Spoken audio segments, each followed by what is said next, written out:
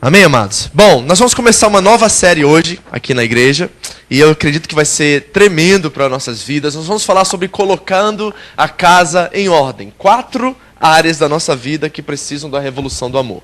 Esse é o tema dessas próximas não sei quantas semanas. Eu pensei que daria para fazer em 4. Ontem ao casar que já vi que não vai dar, mas vamos ver o que Deus faz aqui hoje. Mas nós vamos falar sobre 4 áreas, talvez as áreas mais importantes das nossas vidas. Por quê? Porque eu desejo que 2014 seja um ano de bênção na sua vida. Você quer isso? Você quer conquistar em 2014? Você quer ser mais parecido com Jesus em 2014? Você quer crescer espiritualmente em 2014? Eu acredito que sim. Quem aqui quer crescer em 2014? Levanta a mão. Vai, quero ver, levanta a mão. Amém. Então diga assim para mim: se eu for crescer, eu vou ter muita luta. E eu quero muita luta. Foi difícil falar isso? Foi difícil falar isso? Você quer crescer em 2014? Se prepara para mais luta então. Gente, é difícil ouvir isso de púlpito hoje em dia, né? Mas deixa eu dizer uma coisa para vocês. Eu não consigo identificar, lendo as Escrituras Sagradas, vendo a narrativa bíblica, pessoas que foram tremendamente usadas por Deus, que fizeram prodígios, proezas, milagres, que não passaram por extremas provações. Meu irmão, se você quer viver a vida cristã normalzinha, fica aí. Fala pro diabo assim: não mexe comigo que eu não mexo com você. Fala para Deus assim: Deus, me usa, mas não para me passar por luta. Me deixa aqui no meu cantinho aqui. Eu quero ser um bom crente, quero sentar aqui no domingo. Tudo bem, querido. Deus vai dar isso para você. Você pode viver uma vida normal. Só que tem um problema com isso, que Jesus foi dar uma parábola para a gente que tirou a gente do chão. Que é a parábola dos talentos. E quando ele começou a ministrar a palavra da parábola dos talentos, ele disse que aquele que não for fiel no pouco, aquele que não for fiel naquilo que Deus deu como capacidade para exercer na igreja, diante dos irmãos, no reino de Deus, ele vai tirar daquele que tem 1 e vai dar para o que tem 10. Porque o que tem 10, ele multiplicou e fez mais 10. O que tinha 5, multiplicou e fez mais 5. Então, existe uma responsabilidade nossa de usar os talentos pelo qual Deus nos deu. E nós não podemos ficar parados com isso. Então, se em 2014 você quer vencer, quer conquistar, quer ir além, e eu desejo que todas as áreas da sua vida vocês prosperem. Desejo isso mesmo. Eu quero ver gente aqui no ano novo querer dar testemunho de tanto que Deus fez na vida deles em 2014. Desejo isso profundamente no meu coração. Mas para isso nós vamos ter que passar por provações. Nós vamos ter que passar por lutas. E nós temos que ter o coração aberto para desejar isso. Porque é isso que vai fazer nos crescer.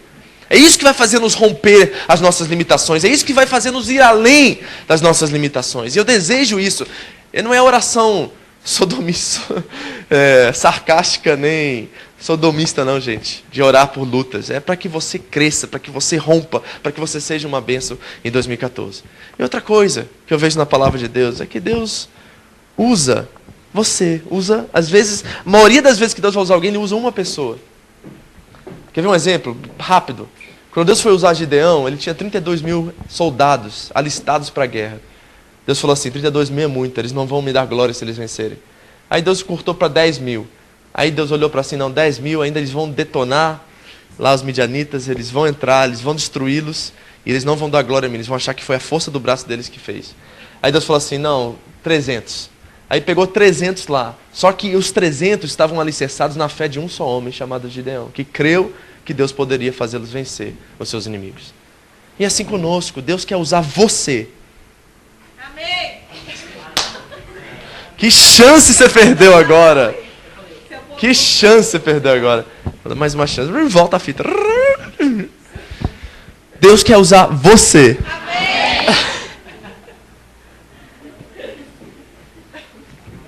Amém, queridos? Eu desejo mesmo, é uma oração do meu coração a Deus, falando assim: Deus, faça com que a tua igreja avance em 2014. Faça com que a sua igreja rompa em 2014. E para isso nós vamos precisar crescer. E nós vamos precisar passar por lutas e provações.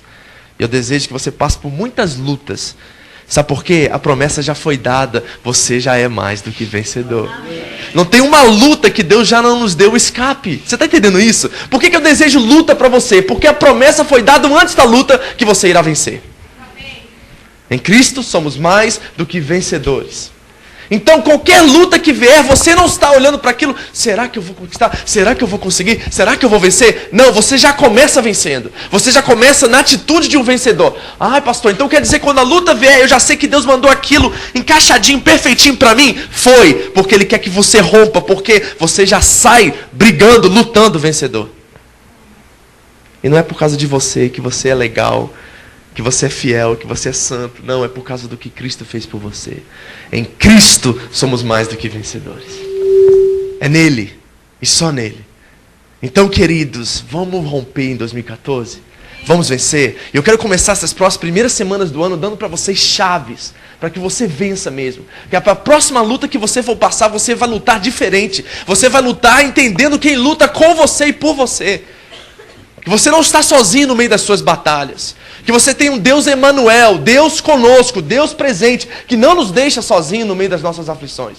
Jesus disse, no mundo tereis aflições, está aqui. É o que eu profetizei, vocês terão muitas aflições em 2014, não é isso? Muitos disseram assim, está amarrado. Não diga está amarrado, diga assim, amém, pastor, pode mandar que eu estou preparado, porque em Cristo eu sou mais do que vencedor, e em Cristo eu posso todas as coisas. Daí a chave para você vencer. Não peça para Deus te livrar das aflições, peça para Ele superar, fazer você superar no meio das suas aflições. E você vai ser um grande vencedor. A chave é em Cristo, queridos.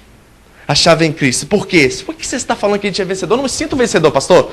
Quando a luta vem, eu me sinto a pior pessoa do mundo, eu me sinto incapacitado, eu me sinto pequeno, inferior. Como é que você sabe que eu já sou mais vencedor? Porque a Bíblia diz, em Efésios 1, capítulo 3, bendito seja o Pai, bendito seja o Deus e Pai de nosso Senhor Jesus Cristo, que já nos abençoou com todas sortes de bênçãos espirituais nas regiões celestiais, vírgula, em Cristo.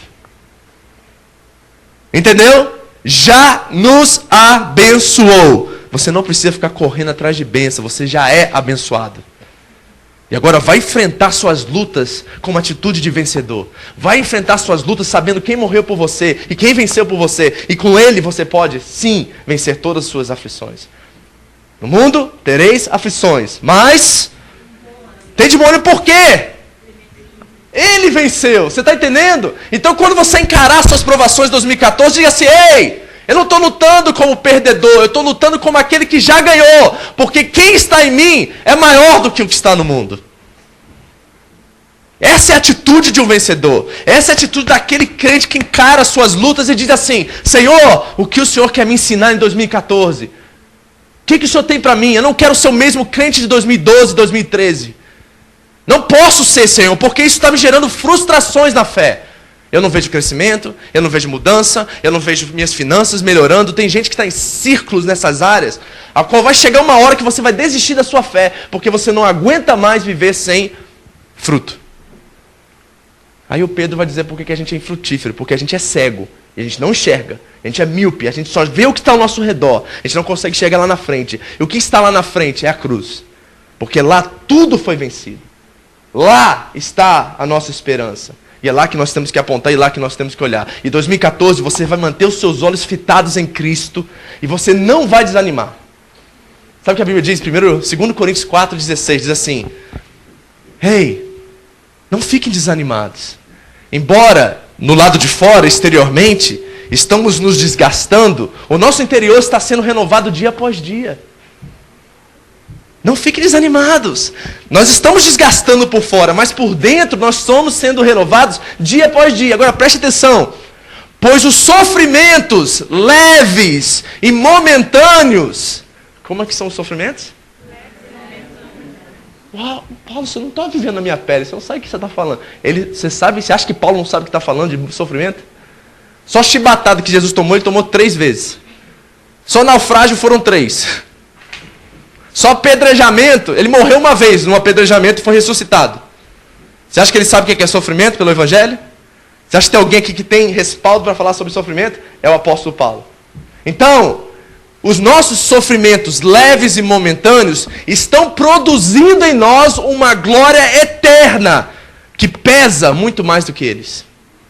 2 Coríntios 4, 16, 17, 18. Lê lá, meu querido. Esse versículo é para você, para começar o seu ano. Os nossos sofrimentos estão produzindo em nós um peso de glória. E ele diz assim: portanto, fixemos os nossos olhos, não no que se vê, mas no que se não vê. Porque o que se vê é transitório, mas o que se não vê é eterno. Está entendendo? Então 2014, meu irmão, Deus pode mandar problema para mim, porque eu vou tirar de letra, porque não sou eu que venço, eu venço no nome de Jesus, e Ele já venceu por mim, e eu sou mais do que vencedor, e eu sou imbatível em Cristo, porque independente se eu vou perder, se eu vou ganhar em 2014, eu sei que eu vou ser uma pessoa melhor ao final disso, tudo isso. Porque esse sofrimento, leve e momentâneo, está produzindo um peso de glória em mim tremendo. É isso que eu desejo de 2014 para vocês, querido, e por isso que nós vamos colocar a casa em ordem. Nós vamos colocar a casa em ordem. Deixa eu dizer para vocês, se vocês ouvirem o que Deus quer falar com você, o que Deus quer ministrar para vocês, nessas próximas semanas, e vocês colocarem em prática, vocês vão viver um tempo com Deus de descoberta. Vai sair o tampão da sua cabeça, meu irmão. Vai explodir. Você vai entender, conhecer a Deus como você nunca conheceu. E isso vai trazer sentido para a sua vida, satisfação. Você vai parar de viver frustrado na fé, frustrado no trabalho, frustrado no casamento, frustrado na área emocional. E nós vamos ver um romper de Deus nessa igreja, de muitas vidas vindo, porque eles estão olhando para você e vendo Cristo em vocês. Essa é a chave, gente. A gente não quer encher essa igreja para fazer evento, para fazer as coisas acontecer, não. A gente quer produzir pequenos cristos aqui. E como é que isso se produz? Através de mim e através de você. Quando nós pisamos no mundo, nós somos de fato luz e sal dessa terra. É isso que vai trazer as pessoas ao conhecimento da verdade. Não é a nossa retórica. Não é o quão bom nós sabemos todos os versículos bíblicos. É o que a nossa vida produz. Como eles estão nos vendo. O que eles veem quando eles olham para você trabalhando naquela fábrica, que tipo de trabalhador eles estão vendo? Que tipo de cristão está sendo representado? Você é um pequeno Cristo onde você está? Essa é a chave. E se isso acontecer, e se isso produzir em nós esse peso de glória, nós veremos a glória de Deus de uma forma tão tremenda sobre todos os lugares aqui. Nós vamos realmente viver o melhor de Deus, como já temos vivido, porque o melhor de Deus é Cristo. E nós vamos viver isso em 2014. Amém? Então presta atenção, querido, o que você vai ouvir nesses próximos meses, próximas semanas. Presta muita atenção. Te peço isso em nome de Jesus. Abra sua Bíblia comigo. Gálatas. Dani, abaixa um pouquinho que está dando microfone aqui, querido. Gálatas capítulo 3, de 1 a 29. Gálatas capítulo 3.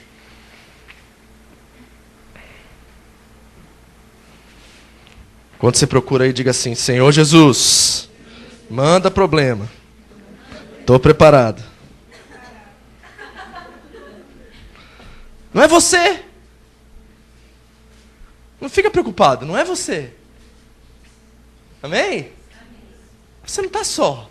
Você tem um Senhor do universo, o Criador de todas as coisas do seu lado. Sabe o que é isso? Não tem para ninguém, querido. Não tem para ninguém. Gálatas 3, 1 ao 29. Eu vou ler da mensagem, tá? A tradução mais contemporânea, porque eu quero que você entenda o texto. Então eu vou usar a mensagem aqui, mas acompanhe aí na sua versão que você tem. Eu só quero que traga um pouquinho mais de atualidade para os versículos, para que você possa entender exatamente o que o apóstolo Paulo está ensinando a essa igreja, que é a base do que eu vou estar conversando com vocês hoje. Acharam? Posso ler? Vocês estão me ouvindo bem? Então, mais ou menos? Aumenta um pouquinho só, Dani. Eu estou meio baixo. Ok, acompanha comigo. Diz assim: meus queridos Gálatas, vocês ficaram malucos? Alguém os enfeitiçou? Perderam o juízo? Algo muito estranho aconteceu, pois é óbvio que Jesus crucificado não está mais no centro da vida de vocês. E vejam que o seu sacrifício na cruz foi apresentado a vocês com muita clareza. Permitam-me perguntar. 2. Como começou a nova vida de vocês? Foi resultado do esforço para agradar a Deus? Ou foi por terem aceitado a mensagem de Deus? Pretendem continuar com essa loucura? É preciso perder o juízo para pensar que é possível completar por esforço próprio aquilo que foi iniciado por Deus? Se vocês não foram capazes o bastante para começar a obra de Deus, acham que podem aperfeiçoá-la? Será que tudo o que sofreram foi inútil? Cuidado, vocês podem perder tudo o que alcançaram. Responda-me. Será que Deus, que o presenteia com a sua presença, com o seu Espírito Santo, que realizou em vocês o que jamais conseguiriam fazer por esforço próprio, fez tudo isso por causa do esforço de vocês? Ou porque vocês confiaram a Ele esse trabalho? O que aconteceu com vocês não é diferente do que ocorreu com Abraão? Ele creu em Deus e esse fato de fé transformou-se numa vida justificada por Deus. Versículo 7. Não é óbvio que quem deposita confiança em Cristo, mas não na lei, é como Abraão, filho da fé? Está previsto nas Escrituras que Deus justificará os não-judeus pela fé. As Escrituras deixam isso muito claro na promessa feita a Abraão. Por seu intermédio, todas as nações serão abençoadas. Portanto, quem agora vive pela fé tem a mesma bênção de Abraão, que viveu pela fé. Não se trata de uma doutrina nova, não. É antiga e mostra que todo que tentar viver a justiça por esforço próprio, independente de Deus, está destinado ao fracasso. Posso ler isso de novo? Isso aqui é muito importante. Olha só. Todo que vive a justiça de Deus por esforço próprio, independente de Deus, está destinado ao fracasso. As Escrituras resumem isso assim: maldito aquele que não consegue cumprir tudo o que está escrito no livro da lei. 11. A impossibilidade óbvia de se cumprir um código moral, como esse deixa claro que ninguém pode ter relacionamento com Deus nessa base. Só pode ter um relacionamento real com Deus quem aceitou o caminho de Deus. Fazer alguma coisa por Deus é o oposto de deixá-lo fazer por nós. Abacuque disse tudo: quem crê em Deus é justificado por Deus, e essa é a vida real. A observância das regras jamais chegará à vida da fé. A pessoa apenas perpetuará o hábito de guardar regras. O que se vê nas Escrituras? Aquele que faz essas coisas, observa as regras, continuará vivendo por elas. 13. Cristo nos redimiu dessa vida amaldiçoada de derrotas, quando Ele mesmo as absorveu. As Escrituras dizem: maldito é aquele que for pendurado no madeiro. Foi o que aconteceu quando Cristo foi pregado na cruz, e Ele se transformou em maldição, e ao mesmo tempo deu fim à maldição. Agora, por causa disso, está tudo resolvido. E vemos que a bênção de Abraão está disponível para quem não é judeu também. Todos agora podem receber a vida de Deus. O seu Espírito que está em nós e conosco quando cremos, exatamente como Abraão o recebeu. Vou parar aqui. Entendendo um pouquinho disso aqui? E nós vamos falar exatamente sobre isso. Hoje, nós vamos falar da primeira área, 4 áreas que precisam da revolução do amor. E eu gostaria de dar o título dessa primeira área de espiritual, mas eu mudei isso. Porque quando nós falamos assim, pastor, nós vamos falar sobre o que hoje? Vamos falar sobre vida espiritual. A gente já pensa no Labacheia, a gente já pensa no Cantioneves, a gente já pensa que vai rolar um poder, e a coisa vai descer aqui, e hoje vai todo mundo cair no chão, vai passar o terno em todo mundo, vai todo mundo ser derrubado aqui. Hoje o culto é espiritual. Não é isso que eu quero falar com vocês hoje. Amém? Que isso tem seu valor, às vezes até tem. Mas eu quero falar hoje com vocês sobre espiritualidade. Porque espiritualidade é diferente de ser espiritual. Espiritualidade é a forma pelo qual nós reagimos à nossa fé. A forma pelo qual nós respondemos a Deus. A forma pelo qual nós vivemos com Deus. Como nós vivemos nessa terra. Isso é espiritualidade. Então eu quero falar sobre colocar o Evangelho como centro da nossa espiritualidade. O Evangelho é a chave. Se nós vamos prosperar, crescer, vamos fazer a diferença em 2014, nós vamos ter que trazer o Evangelho para o centro de toda nossa espiritualidade. Então nós vamos falar sobre isso hoje. Eu quero dar algumas bases para vocês, começando em vendo como nós podemos, de fato, rejeitar a Deus. Como é que eu posso rejeitar a Deus? Certo? Se o Evangelho é o centro da minha espiritualidade, como que eu posso, através do meu esforço, através das minhas convicções, rejeitar a Deus na minha caminhada com Deus? Primeira coisa, como rejeitar a Deus? Primeiro, você pode rejeitar a Deus rejeitando a sua lei e vivendo do jeito que você bem entende. Então, há pessoas que rejeitam a Deus dizendo assim: eu não acredito em Deus, eu vivo do meu jeito, ninguém manda em mim e eu sou dono de mim mesmo. Isso se chama relativismo, ou seja, viver de qualquer jeito. Essa é a base aqui. E a outra forma de rejeitar a Deus é você abraçar a lei de Deus e obedecer de forma que você adquira a sua própria salvação. Eu quero colocar 2 lados aqui para você. Um lado é: tô nem aí, entendeu? Eu sou dono de mim mesmo, eu sei que quem me criou foi por chance, eu nasci porque teve uma explosão em algum lugar aí, eu nasci, agora eu tô aqui, o mundo tá aqui, tá tudo aqui, o universo foi criado assim. Tô nem aí para Deus, eu quero viver do meu jeito, vou fazer o que eu quero da minha vida. Esse é o lado de cá. O lado de cá é: eu sirvo a Deus, obedeço a Deus, sou dizimista, vou à igreja todo domingo, fui batizado no dia 8 de novembro de 2004, às 4 horas e 35 minutos da tarde. Tá aqui a minha carteirinha de membro, eu sou crente, vou pro céu e que se dane todo mundo. Então, O requisito, as obras, o que ele faz é o que garante a salvação dele. Não é unicamente Cristo, mas é o que ele faz que dá direito a ele para ir para o céu, para ser salvo. Então tem dois aspectos aqui que nós podemos rejeitar a Deus. Um é o, entre aspas, o crente ou o religioso, que diz que pelo que eu faço, eu adquiro salvação. O outro lado é aquele que está nem aí para Deus. Então essas são as duas formas de rejeitar a Deus. Olha o que C.S. Lewis vai dizer. C.S. Lewis foi um escritor, talvez um dos maiores escritores cristãos de todos os tempos. Ele escreveu e fez os livros que você já viu o filme com certeza, que é As Crônicas de Nárnia. Já viu falar? Das Crônicas de Nárnia, você deve ter assistido um dos filmes, ou tem vários filmes agora, né? É uma série. E ele escreveu assim, escute isso que isso é muito importante. Só há duas pessoas no fim. Só há duas pessoas no fim. Os que dizem a Deus, sua vontade seja feita. E o que Deus diz no final, a sua vontade seja feita. Está entendendo? Dois tipos de pessoas. Uma que elas dizem a Deus, sua vontade seja feita. E outras que no final Deus vai dizer a elas, sua vontade seja feita. Quer separar de Deus, não quero Deus, então você fica aí sem Deus. Viva sem Deus. Então tem duas formas de rejeitar a Deus. Vamos ver isso na Bíblia? Lucas capítulo 18. Preste atenção, querido, não deixe sua mente voar, não se disperse, porque o que eu vou falar para vocês aqui é muito importante.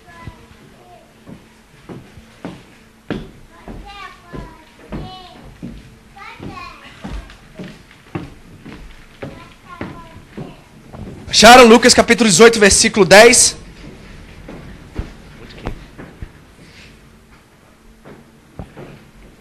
Acharam? Diz assim a palavra de Deus. 2 homens subiram ao templo para orar. Um era fariseu e o outro cobrador de impostos. O religioso e o pecador. Cobrador de impostos é a mesma coisa que... Pior pecador que existe no nosso tempo aí. Compare-se a um desses, ok? O fariseu, posto em pé, orava consigo desta maneira. Ó Deus, graças te dou porque não sou como os demais homens, roubadores, injustos e adúlteros, nem ainda como este cobrador de impostos. Jejuo 2 vezes na semana e dou os dízimos de tudo que possuo.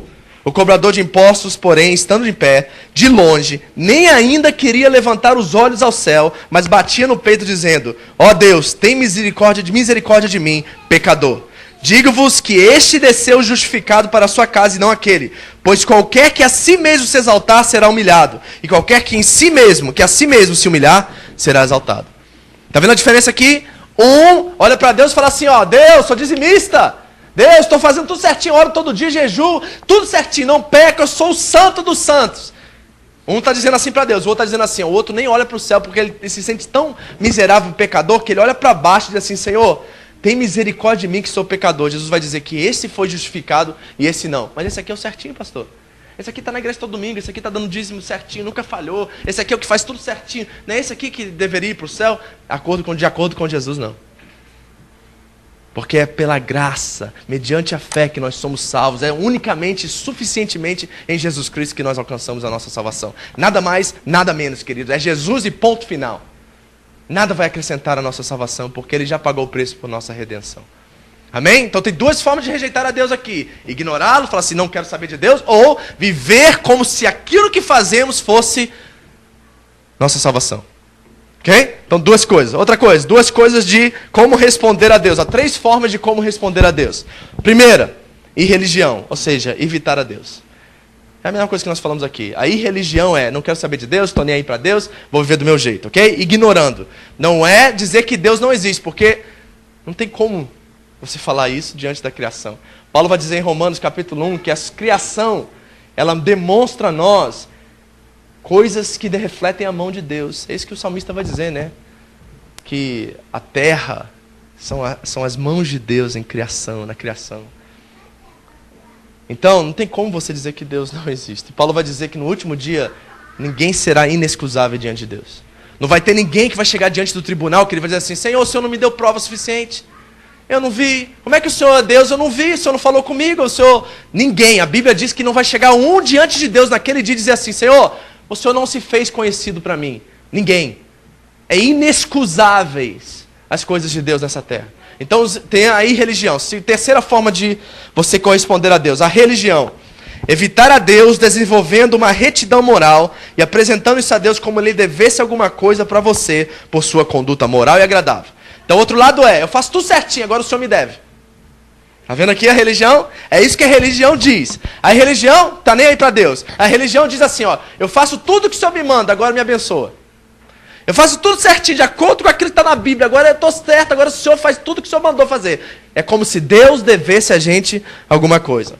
E a terceira opção é a melhor e a única opção de ter um relacionamento verdadeiro com Deus, que é o Evangelho. O que o Evangelho diz? Que Deus fez justiça em nosso favor através de Jesus Cristo. 2 Coríntios 5:21. Aquele que não tinha pecado, Deus o fez pecado por nós, para que nele fôssemos feitos justiça de Deus. Então o Evangelho, como é que eu correspondo a Deus pelo Evangelho, pastor? Eu entendo que eu não sou nada, pecador, miserável, mas ao mesmo tempo, ainda sendo pecador, miserável, Ele me ama.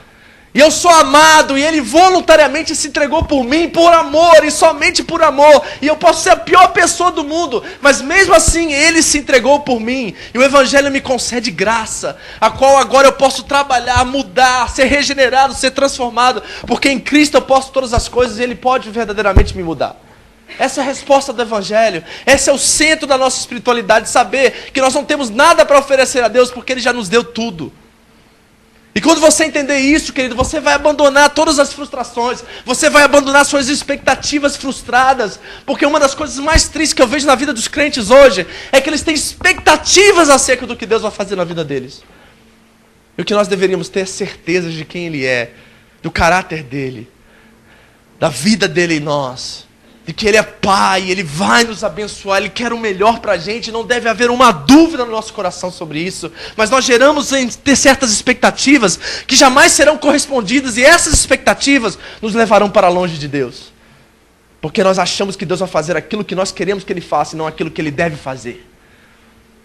Aprenda uma coisa hoje, em nome de Jesus: Deus não faz tudo o que Ele pode, Deus faz tudo o que Ele deve. Ele faz tudo que o amor faz, e tudo que o amor faz, Deus faz. Nós entendemos errado o Todo-Poderoso. O Todo-Poderoso não é Deus fazer tudo o que Ele pode, é tudo o que Ele deve. Pense você como pai. Se a Érica vai dar a chave do carro para o Gustavo aqui, fala assim: filho, pode ir dirigindo para casa. O que vai acontecer com o Gustavo? Ele não sabe dirigir. Primeira ré, buf, prejuízo.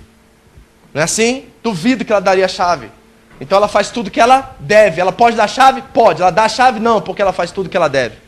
E por que as nossas orações, e por que a gente vive frustrado, e por que a gente vive assim como se Deus nos devesse alguma coisa? Como se Ele não soubesse o que Ele estava fazendo. Eu já tenho ensinado a vocês que isso é arrogância.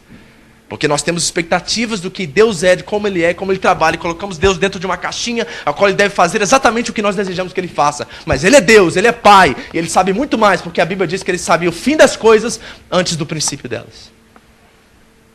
Então nós temos que confiar, querido, e confiar de uma forma entendendo que o caráter de Deus é justo, íntegro. Ele não falha, Ele não erra, os caminhos dEle são mais altos, os pensamentos dEle também. E Ele sabe exatamente o que Ele quer para nós e o que é melhor para nós. E nós precisamos simplesmente entregar e confiar na vontade deles para nossas vidas. Essa é a resposta do Evangelho. Essa é a resposta do Evangelho. Então o que eu faço, pastor? Eu paro de orar o que eu tenho orado? Não, continue orando, mas saiba que não depende de você a resposta, depende de Deus. Para de ficar frustrado na sua fé. Pastor, 3 anos eu estou orando, não acontece, não acontece, não acontece. Já perguntou para Deus se essa é a vontade dEle? E será que por que não aconteceu ainda? Porque Deus quer assim, porque Ele é Pai e Ele sabe o que é melhor para você? Quantos casos, queridos, no pastoreado a gente vê isso. Pessoas que aceleraram, que ultrapassaram, tomaram atalhos e se ferraram. Porque quiseram fazer a vontade de Deus por Ele. E agora tem que viver casamentos frustrados, tristes, porque foram pela sua própria vontade, não aquilo que Deus queria para eles. A resposta do Evangelho é diferente. Nós nos olhamos como pecadores miseráveis, que somos dependentes da graça de Deus, mas ao mesmo tempo que eu me sinto pecador, a graça de Deus me faz sentir-me amado. Porque o meu Senhor morreu por mim, me viu como um pequenininho, mas mesmo assim me amou. Mesmo assim se entregou. Quando eu ainda era pecador, Ele provou o seu amor por mim. Gente, isso faz o Evangelho belo, isso nos faz importantes, maravilhosos. Você imagina que amor é esse que o Deus, Criador dos céus e da terra, do universo, desceu, veio por causa de você. Você tem ideia do que é isso? E a gente fica aqui brigando com Deus por causa da casa no Brasil que ainda não compramos. Quando o Rei da Glória desceu do céu e se fez um conosco. E nos deu a sua glória, nos deu a sua salvação. Morreu e sofreu o maior castigo por nossa causa. E nós estamos aqui com pecuinhas, com coisinhas, preocupados que se eu vou ter dinheiro para comer. Quando nós temos um Pai no céu que sempre cuidou de nós, que diz para nós, não fiquem ansiosos porque eu tenho cuidado de vocês. Essa é a resposta do Evangelho para Deus. Essa é a resposta do Evangelho para Deus. Agora a pergunta que eu digo para vocês. Por que nós não podemos viver a religião, pastor? Porque Deus não é isso. Pense comigo por um instante. Quando Deus tirou o povo de Israel do Egito, Ele deu a lei para eles e libertou o povo, ou Ele libertou o povo e deu a lei? Como é que Ele fez? Vamos? Libertou primeiro, depois deu a lei. Por que a gente às vezes pensa assim, não sei se eu vou na igreja, estou com uns pecados aí, sabe, as coisas estão meio difíceis, né? Eu tenho que melhorar, eu tenho que sair da droga, tenho que sair do problema, tenho que sair disso tudo, aí depois eu vou para a igreja, depois que eu me santificar eu vou para a igreja. Não foi isso que Deus fez no Egito. Deus não falou assim, Moisés, vai lá, entrega os 10 mandamentos, que aí o povo vai me servir, vai se santificar e eu tiro eles de lá. Foi isso? O que Deus fez? Ele libertou primeiro. Tirou eles de lá. E quando eles foram para o deserto, Ele disse assim, agora que vocês são livres, vivem como eu chamei vocês para viverem. Está aqui a lei.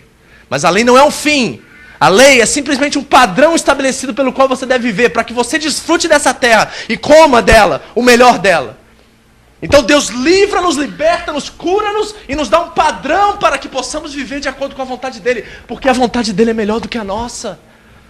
Gente, Deus é melhor do que a gente pensa. Queridos, não pense que a disciplina que Deus está fazendo na sua vida hoje é ruim, ela é boa. Ela tem fruto. E fruto de arrependimento, a qual nós podemos olhar para dentro de nós mesmos e dizer, Senhor, é verdade, eu não sabia o que eu estava fazendo. Jesus, eu não estava vendo essa área da minha vida, não estava vendo que esse namoro, que essa área financeira, que essa emoção estava me levando à morte. E Deus está tentando tirar a gente daquele poço escuro, e a gente lutando contra Deus. Ele joga corda, Ele joga opções, Ele faz um monte de coisa, e a gente não é isso, Senhor, eu sei que o Senhor tem para mim aquilo, é aquilo, é aquilo. E Deus falou assim, não é aquilo, que eu tenho é mais. Eu tenho mais, segura em mim, agarra. A gente cantava tanto, não é? Quando eu era coroinha da igreja católica, segura na mão de Deus, segura na mão de Deus, segura na mão de Deus. Todo mundo aqui cantou já, né? Cantava no enterro? Já foi? Deus liberta o povo primeiro. Deus libertou você e agora Ele dá a lei. Porque Ele quer que você viva o melhor dessa terra e coma o melhor dessa terra. A lei é um tutor, gente. A gente não deu tempo de ler aqui em Gálatas, mas a lei é um mestre que nos ensina a viver com Deus.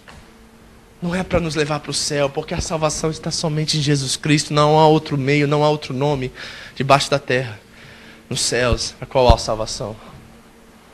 Então nós temos que aprender viver a diferença. Como que eu vivo, pastor, então, o evangelho? Como que eu vivo além da religião, fora da religião, fora dessas regras que eu fico colocando e me sentindo mal? Quer ver como é que eu sei que você vive assim, amado? Isso aqui está a chave da sua libertação hoje.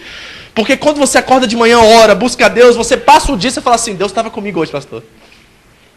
Orei de manhã, tive meu tempo com Ele, tive algumas lutinhas na fábrica, mas Deus estava comigo, porque eu lembro da minha oração de manhã, eu estava tudo bem, pastor, graças a Deus deu tudo certo. Aí você se sente confiante, você se sente bem, mas lembra daquele dia que você acorda de manhã e você esquece de orar, e você vai para a fábrica, o bicho pega lá, você não sabe o que aconteceu? O que acontece? Você se sente culpado, você se sente oprimido, e você fala assim, a culpa é porque eu não orei hoje, se eu tivesse orado hoje não tinha acontecido isso. Olha como é que a gente vive o nosso relacionamento com Deus, dependendo de quê? Das nossas emoções. Dependendo dos nossos esforços e do nosso desempenho. Fé não é viver por desempenho, fé é viver por Jesus Cristo. Fé não é viver por aquilo que podemos fazer, fé é viver por aquilo que já foi feito por nós. Isso é fé, isso é graça, é saber que Deus continua do mesmo jeito quando você ora de manhã e quando você não ora. Quando você faz tudo certinho naquele dia, quando você peca o dia inteiro, Deus continua no seu trono, Jesus continua sendo Salvador, Ele continua sendo mediador e nosso advogado e intercessor no céu, independente da sua reação e do seu desempenho, Ele continua te amando. Por isso que o apóstolo Paulo vai dizer aos romanos: nada pode nos separar do amor de Deus. Você está entendendo isso, amados? Porque isso aqui é a chave para você viver liberto da religião. Para de viver a partir do seu desempenho e do seu esforço. Viva de acordo com o que Cristo já fez por você. Ele já fez, amado. Está tudo resolvido com Deus. Está tudo resolvido. Viva livre. Seja livre, porque Cristo nos libertou para que sejamos livres. É por isso que Ele mesmo diz em João 8,36. O Filho do Homem veio para... Viu o quê? Nos libertou para que de fato seremos livres. Verdadeiramente livres. Mas sabe o que acontece com a gente? Escute isso, porque isso aqui é uma tendência. Sabe qual é a tendência do nosso coração? É sempre voltar para a religião para afirmar a nossa salvação. Aí nos dias maus, em que Deus não falou com a gente, que a gente não sentiu o Espírito, a gente tem esses jargões, né? Não senti hoje, pastor, Deus não estava comigo não. Você acha que Deus não estava contigo? Se Ele é onisciente, Ele está em todos os lugares? Só por causa do seu desempenho, do seu esforço, da sua falta de esforço, Deus parou de te amar? Você acha? Não, querido, Ele continua o mesmo, Ele não muda. Mesmo quando você é infiel, Ele continua sendo fiel. Então a nossa tendência, o nosso coraçãozinho tem uma tendência de voltar para a religião para afirmar a nossa salvação. E nós temos que ter muito cuidado com isso. Porque isso acontece diariamente. E a graça de Deus é a força, é aquilo que está em nós que vai nos impedir de voltar para a religião. De voltar para os nossos conceitos de causa e efeito, de esforço, de desempenho, de obras. Não, a graça de Deus vai sempre olhar para mim como um pecador miserável. Mas ao mesmo tempo... alguém tão amado e tão importante para Deus que Ele desceu e morreu por mim. Você está entendendo? Não é um conflito. Eles estão trabalhando juntos. Porque quando eu olho para Deus, eu sou humilde. Quando eu olho para o outro, eu me sinto igual, porque eu também fui salvo. E aí o orgulho não tem lugar, não nasce nesse solo. E a humildade vem. Quando a humildade vem, o Espírito de Deus vem. E onde o Espírito de Deus está... liberdade. Livres, livres, livres. 2014 é o ano da liberdade na sua vida. 2014 é o ano que você vai ser tão livre, que as pessoas vão ver Cristo em você de tal forma que eles vão querer e vão solicitar Jesus para você. Amém? Então vamos ver, pastor, como é que eu vivo o Evangelho. Primeiro, nós precisamos nos sujeitar a Deus. Precisamos nos sujeitar a Deus. Como que eu me sujeito a Deus? Primeiro, em relação a mim mesmo. Como que eu sinto, penso e vivo em Deus? E acerca de mim mesmo? O que eu quero dizer com isso? Você se sente culpado constantemente? A culpa, ela vive em você. Lembra que eu falei, quando você acorda bem, as coisas estão indo bem, você ora, você abençoa seus filhos, você faz tudo bem. Você se sente mais com Deus quando isso acontece? Você sente que para assim, pastor, Deus fez um carinho para mim hoje, Ele veio mais forte hoje. Você acha que é possível Deus vir mais forte ou menos forte num dia? Já pensou que loucura pensar isso? Quando Deus é imutável e a gente pensa, sabe por que a gente fez tudo certo, Deus está mais com a gente? Quando a gente faz tudo errado, Deus está menos com a gente? Tem alguma coisa muito errada com isso biblicamente, queridos. Porque nada pode nos separar do amor de Deus. Potestade, principados, anjos, morte, fome, nada. Então Deus não muda, a gente é que muda a nossa percepção acerca dele. Então nós precisamos entender, como é que eu me sinto? Eu me sinto com medo, eu vivo com medo. Há alguém aqui que vive constantemente com medo. Medo da morte, a morte já foi vencida na cruz do Calvário, você não precisa temer mais a morte. Medo de quê? Medo de não dar no final do mês. Deus prometeu provisão para você. Buscar em primeiro lugar o reino de Deus e a sua justiça, e todas essas coisas serão acrescentadas. Qual é o medo que dirige a sua vida hoje? Medo de morrer? Amados, receba Cristo em seu coração, porque a morte teve fim na cruz do Calvário. Acabou. Ninguém aqui que está em Cristo vai morrer, você entendeu isso? A gente vai morrer, mas em questão de segundos, um piscar de olhos, nós estaremos com Ele. Vai ser muito louco isso, gente. Nós vamos morrer, fechar o olho, abrir o olho e está Jesus na nossa frente. Que loucura isso. Que alegria isso. Isso já é motivo para a gente viver toda a nossa vida em gratidão. A gente não vai morrer mais. Olha para o seu lado aí, do seu irmão, e fala assim, sabe que você não vai morrer mais? Sabe que você é eterno? Como é que eu me relaciono com Deus? Medo, culpa, obrigação. Obrigação, é isso que você sente? Quando você não vai na igreja domingo, como é que você fica na segunda? Com tristeza ou com culpa? Porque tristeza é válido. Mas e a culpa? Não. Quando você bate nos seus filhos, como é que você sente? Culpa ou arrependimento? Como é que você lida com você mesmo e com Deus? Segundo, no meu casamento, namoro, amizade, quais são as minhas finalidades acerca disso? Por que você tem amigos hoje? Ah, pastor, porque vou precisar, né? Nunca se sabe. É isso que é a sua finalidade nas amizades? É querer retirar algo de alguém? Seu casamento. Ah, pastor, você sabe como é que é o Japão, é caro, né? 2 para pagar aluguel é mais fácil. É essa a sua finalidade? É consumir o outro? É comer o outro? É isso que é o casamento hoje para você? O que é o namoro? Ah, pastor, sabe, né? Quero ficar titia. Vai que o pessoal vai falar mal de mim aí na faca, falar de mim na igreja. Pô, já tenho 30 e poucos anos, vou ficar pra titia? Vou casar com o primeiro que aparecer. É a sua reputação que está em jogo? No caso, nos relacionamentos? Outra, no relacionamento com os filhos, que tipo de exemplo eu estou deixando? Com os irmãos na igreja, com os meus colegas de trabalho, que tipo de exemplo eu estou deixando? No trabalho, nos afazeres de casa, vocês que são do lar. Essas coisas me definem. Por exemplo, pense nisso por um segundo. Se você perder o seu emprego hoje, você fica arrasado? Você vai querer fechar na porta do quarto lá e dormir uma semana de depressão? Se isso é verdade, essa coisa é sua identidade, te define. Ela é Deus na sua vida. Posso ser mais exagerado aqui? Se teu esposo morrer hoje, a sua esposa morreu, o seu filho morrer hoje, acaba a sua vida? Acaba o seu mundo? Você nunca mais vai sair de casa, nunca mais vai fazer mais nada? Isso te define, isso é sua identidade, isso é o seu Deus. Qualquer coisa que toma o lugar de Deus, se torna mais importante que Deus na nossa vida, é um ídolo. Está entendendo? Então se qualquer coisa hoje sair da sua vida e você ficar arrasado, é porque você depende daquilo. Você vive pelaquilo. É aquilo que define quem você é e a sua identidade. Então você tem que ter muito cuidado com como essas coisas definem você. Você confia em Deus se você perder o trabalho hoje? Ou você vai desesperar e vai ligar para o pastor, misericórdia, agora, o que eu vou fazer?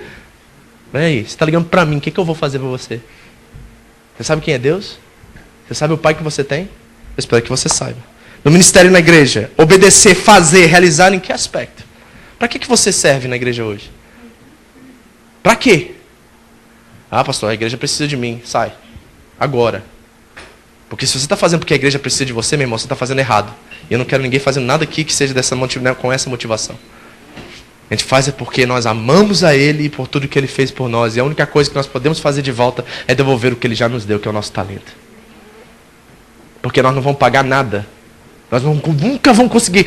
A Damaris pode tocar aquele louvor por 35 anos, ela nunca vai pagar o que Jesus fez por ela. Você está entendendo isso? Você pode dizimar o resto da sua vida, você nunca vai pagar o que Jesus fez por você. Nunca. Nunca. Pode ser batizado no Jordão, meu irmão, você não vai para o céu mais rápido por causa disso. Está entendendo? Porque o que Cristo fez por nós é que nos dá salvação. Só isso. Mais nada que isso, menos que isso. Então vamos ver como fazer isso. Vamos para a prática? Essa é a melhor parte. São 11h30, né? Vou ter 15 minutos, eu quero ter 15 minutos de perguntas e respostas aqui. Vou tentar fazer isso todo o culto. Porque eu sei que eu estou colocando coisa na sua cabeça aí que você vai pirar o cabeção. Vai ter gente que vai sair daqui e falar assim, pastor, eu estou livre, não preciso fazer mais nada, agora. Não é isso que eu estou dizendo. Eu estou falando do seu coraçãozinho que precisa ter a motivação correta, precisa ser mudado urgentemente. Vamos ver como isso funciona? Vamos ver a diferença entre religião e evangelho. Tá pronto? Se identifique, ok? Porque eu me identifiquei. Se coloque nesse lugar, porque a chave da sua cura e libertação hoje, em Cristo Jesus, é através de você reconhecer quem você é. Reconheça hoje. Primeiro, o que a religião diz? A religião diz, eu obedeço, por isso sou aceito. O que o evangelho diz? Eu sou aceito, por isso obedeço. Quer ver como é que eu sei isso? Romanos 5:8. E Deus prova o seu amor para conosco, que quando éramos ainda pecadores, Cristo morreu por nós. Quando éramos o quê? Então o que o Evangelho propõe? Que eu sou aceito, eu fui adotado, eu sou filho de Deus, Jesus morreu, ressuscitou, está sentado à direita de Deus Pai Todo-Poderoso agora, intercedendo, meu advogado no céu, por minha causa me ama, morreu por mim, e eu sou salvo, eu obedeço, porque eu fui primeiramente aceito. É isso que o Evangelho diz. Do lado de cá, bota lá a lista, agora sim, estou dentro. Está entendendo? Não é assim que nós vivemos em Deus. Segunda coisa. Motivação é baseada em medo e em insegurança. Não foi? Defeito esse negócio. Motivação é baseada em medo e insegurança. Essa é a religião. Está entendendo? Então tudo que fazemos é por medo. Pastor, por que é dizimo? Porque eu tenho medo do gafanhoto. Por que você dizima, meu irmão? Porque eu tenho medo de Deus me castigar porque eu não estou sendo fiel a Ele. Isso é religião, amados. Isso é religião. Agora, o que é o Evangelho, pastor, então? O Evangelho é, a motivação é baseada em gratidão e uma alegria contagiante. Do lado de cá, pastor, eu sou dizimista, por quê? Que eu sou grato, porque Ele tem me dado tudo, Ele me ama, todo mês Ele me dá um cheque lá, pastor, eu não mereço, pastor, eu devia estar lá na roça, plantando feijão, ganhando R$1 por dia, Deus me trouxe para o Japão, me colocou no país de primeiro mundo, eu sou abençoado, eu tenho até TV Plasma em casa, pastor, você não acredita, ninguém na minha família, gerações e gerações teve uma TV Plasma, eu tenho, Deus é bom demais comigo, pastor, nossa, eu sou tão feliz com o que eu tenho, e eu não posso fazer outra coisa, a não ser honrar Ele por quem Ele é. E pelo menos viver debaixo dos padrões dele, porque se ele existe, tem uma forma de se viver, pastor. Isso é graça, amados, isso é o Evangelho, isso é a motivação do nosso coração. É nesse lugar que nós temos que estar, é aí que nós precisamos viver. Terceiro, eu obedeço a Deus a fim de receber coisas de Deus, religião. Eu obedeço a Deus a fim de receber coisas de Deus. Por que você faz o que você faz hoje? Você tem uma expectativa de retorno? De retribuição? É por isso que você faz o que você faz?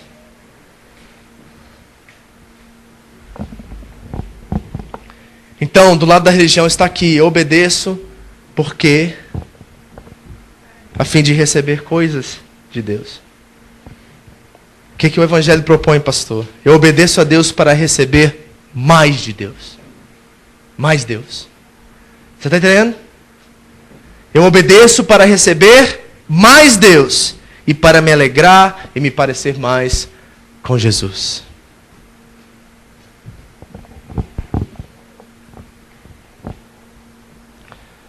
Por que você obedece, querido? É porque você quer ter mais Deus na sua vida? É por isso? Essa é a razão? Porque você quer ter mais Deus ou porque você está esperando que Deus te dê alguma coisa pelo bem que você tem feito? Ou pela sua fidelidade, ou pela sua santidade? Existe no seu coração alguma expectativa hoje pelo que você faz? Se isso, você está aqui do lado de cá, religião. Se você está do lado de cá falando assim, pastor, eu não mereço nada disso. Meu Deus, olha a família que eu tenho, pastor, olha a saúde. Pastor, olha o que eu vivo, eu tenho até carro, meu Deus, que isso é demais, eu não consigo viver de outra forma com meu Deus. Eu sou grato, eu sou contente, eu sou feliz. E sabe por que eu dizimo? Sabe por que eu oferto? Porque eu quero mais Deus, eu não quero que os ídolos sejam construídos no meu coração. Porque o dinheiro é um ídolo, querido. E se você bobear, ele toma você, e toma seu coração, toma sua mente, toma tudo, porque ele não é neutro. Dinheiro não é neutro. Não brinca com dinheiro. Não pense que você pode dominá-lo sem Cristo. Você não vai. 1 Timóteo 6,10. A raiz de todos os males é o quê? O amor ao dinheiro. Mas então quer dizer que não pode ter dinheiro se eu sou crente? Pode. Mas sabe quem é dono dele? Quem te deu ele? De onde ele vem? Qual é a fonte? Se você não tivesse saúde, se não tivesse o que você tem, você não poderia nem ter. Foi Deus que te deu. Então faça o que Deus pediu para você fazer por gratidão, por amor e por alegria. Outra coisa. Tem mais 10 minutos. Nossa, travou. Que pena. Escute isso. Religião. Quando as circunstâncias na minha vida vão de mal a pior, eu fico com raiva de Deus e de mim mesmo. Pois acredito que, como os amigos de Jó disseram, que todos que são bons e comportados merecem uma vida melhor. Mas, a gente não tem ideia quanto eu ouço isso. Pastor, poxa, dei meu dízimo mês passado, olha o que aconteceu. Poxa, logo esse mês o imposto veio. Caramba, hein? Por que Deus não me abençoou? Porque você deu do jeito que você deu. Qual é a sua motivação a dar? Você estava esperando de alguma coisa de volta? O que você está esperando de volta? 30, 60 e 100 por um? gente usa até a Bíblia, né? Que triste isso. Deus nunca prometeu, se a gente dar dinheiro, Ele vai devolver dinheiro, gente. Onde está isso na Bíblia? Nunca prometeu isso, Ele prometeu mais dele. Ele prometeu que quando você dá seu dízimo, aquele ídolo que está aqui dentro de você vai morrer. É isso que Ele prometeu. E aí você vai poder viver livre para que Ele te dê mais. E quando Ele te der mais, aquilo não vai possuir você. Você vai ser dono daquilo. Então a gente não está nesse negócio aqui para ganhar mais coisas de Deus, não, queridos. A gente está aqui porque a gente ama Deus. E quando as coisas não vão dar certo, a gente não fica com raiva de Deus nem de nós mesmos. O que o Evangelho propõe então? O Evangelho diz assim, ó: quando as circunstâncias na minha vida vão de mal a pior, eu fico triste. Eu choro, eu me entristeço, mas sabe de uma coisa? Eu sei que Deus é Pai. E Ele permite que essas coisas aconteçam na minha vida e as lutas para me ensinar a viver para a glória dEle. Essa é a resposta do Evangelho. E é por isso que eu estou pedindo para vocês terem problemas em 2014. Porque isso vai produzir um peso de glória em vocês. Que vocês vão ser tão parecidos com Jesus, que o bicho vai pegar no bom sentido. Que as pessoas vão falar assim: caramba, como? Eu não consigo, como é que essa pessoa é tão feliz, tão contente, o bicho está pegando na vida dela e ela continua sorrindo. Meu Deus, o marido deixou ela e ela continua lá louvando a Deus, feliz com Deus, não ficou com raiva dele, não ficou com raiva de si mesmo, está trabalhando, está invocando o Senhor, está clamando para que o marido volte, mas sabe de uma coisa? Isso não define ela. Ela é de Deus, ela é de Cristo, ela vai morrer assim, porque ela é fiel ao seu Senhor.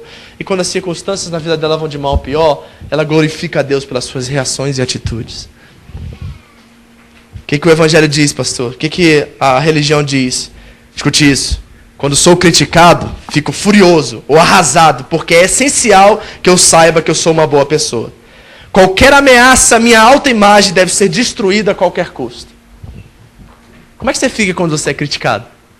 O que levanta ali dentro do coraçãozinho quando alguém chega pra você: ei, tá pisando a bola, hein, cara? Por que você fez isso? Por que você tratou sua esposa assim? Por que você reagiu dessa forma? Por que você fez isso? O que você pensa que é? Você acha que é melhor que eu? Não é assim que a gente fala? Você pensa que você é o quê? Você também é pecador, né? A gente manda de volta, né? Que coisa mais triste. A gente não sabe aprender com as pessoas na vida. Alguém vem e fala pra ela: cara, eu vi você tratando sua esposa lá, não foi legal, pô. Não fala com ela desse jeito não, é triste. Ela fica, né, nervosa, não fica, faz isso não. O que a gente fala é: mas você também faz isso com a sua esposa? Não é isso que a gente faz?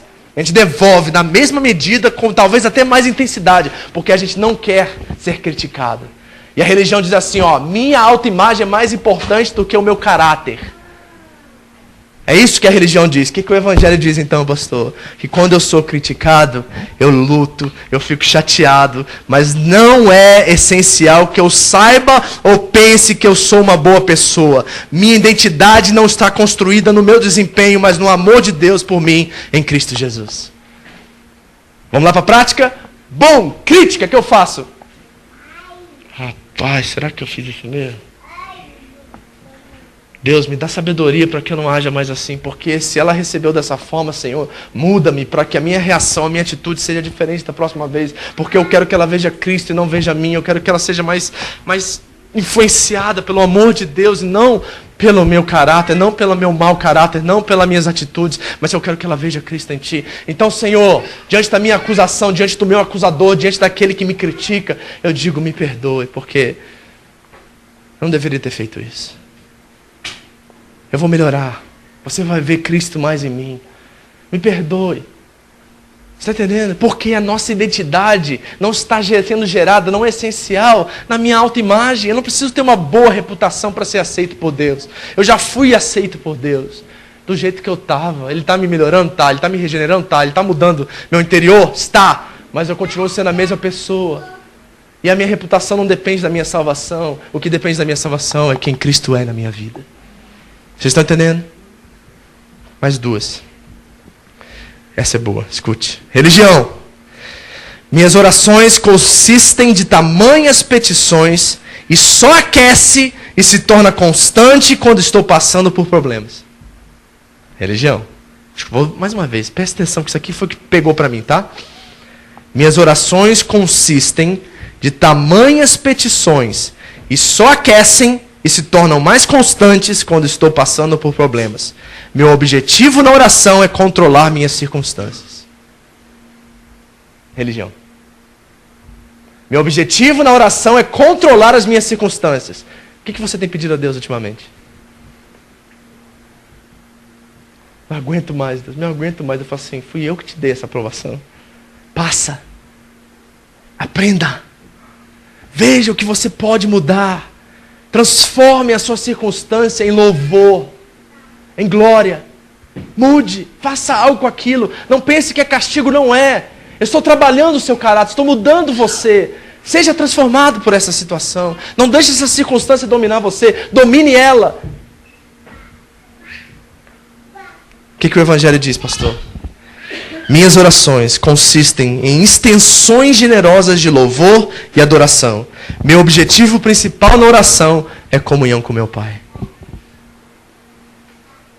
Então como é que eu dobro meus joelhos na primeira vez que eu me apresento a Deus? Senhor, não esquece lá da minha casa no Brasil.